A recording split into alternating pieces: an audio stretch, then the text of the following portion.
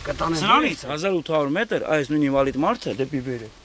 Ջուրը քաշել։ Դուրբան հենց հիմա փռած է։ Պրոստը ջուրը կտրված է։ Այսինքն դուրբայ է փռել։